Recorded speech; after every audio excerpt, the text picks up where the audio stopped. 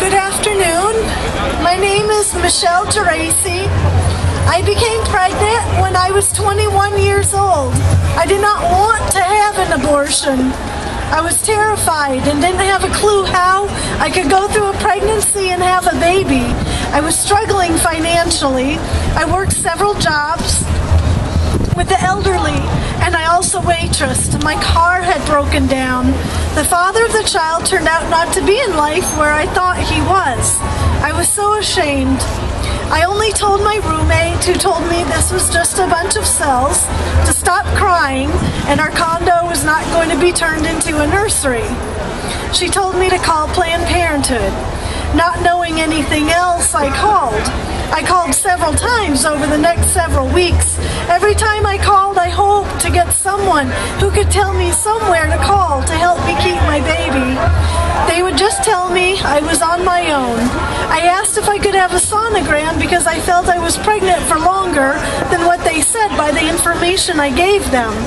They always said a sonogram was not possible and to just come in for my scheduled appointment. They'd always listen to my story, then reassure me that my pregnancy was just a bunch of cells, that this just wasn't my time, and I'd be back to normal life after this was all over. And to remember, honey, bring cash. I called an adoption agency.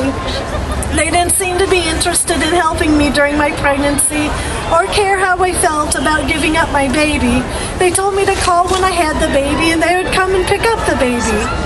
I saw a Hopeline ad on the side of a bus, but the ad looked to me like an ashamed girl with her back turned. Hopeline meant to be as much as Planned Parenthood.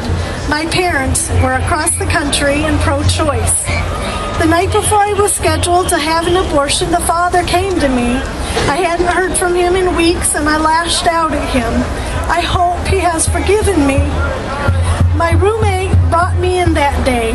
She buried my face in her shoulder to protect me from the pictures and the people crying out as we passed. I wondered if someone in that crowd could help me. Inside Planned Parenthood, I was guided through paperwork to sign off that I knew what I was doing. In a state of shock, I numbly signed whatever paper they put in front of me. And when I was brought in the room, they exposed my stomach and put gel on it. I asked what they were doing. The doctor said she needed to see. Then I saw a little black and white figure moving on the screen across the room. Something went through me like a wave. I asked the doctor what that was, and she said it was nothing. She saw my face and quickly moved between me and the screen. Then she stopped and said that I didn't have to do this. I desperately told my situation and that I didn't want to, but I didn't know what else to do. I said I felt like I was on a roller coaster and I wanted off. She looked at me, shrugged her shoulders, and said, fine. Next thing I knew, a mask was over my face, and I was thinking I was trying to say that getting off the roller coaster didn't mean I wanted an abortion. Next thing I knew, I was waking up in a room full of girls crying. The girl next to me tearfully reached out to hold my hand. I was crying too. I took her hand, but I hated her and I hated myself. Life did pretty much return to normal, except for the core of my heart that had died along with my baby. The full impact of what I'd done came when I became pregnant with my now almost 10-year-old. When I saw her sonogram picture at 8 weeks, I knew the baby I'd aborted was much more developed than the 8-week-old I was looking at. I never forgot that split-second image of my aborted baby bouncing around that black and white screen across the room.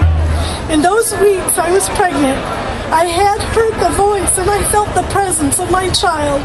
That was my baby, who had a soul and was formed by the hand of God in His image with plans and a future already designed by Him. It turned out my husband had had the notion that he would marry a woman with a child. That was God. He already had it all worked out. We would have been a family with 5 children, 1 older and 4 younger. I am so grateful to Jesus for bringing me on this Holy Spirit journey of love and forgiveness, especially during this past year and a half since He has called me to speak. It is because of Him pouring His everlasting life into that part of my heart that had died that day, that I am able to be silent no more.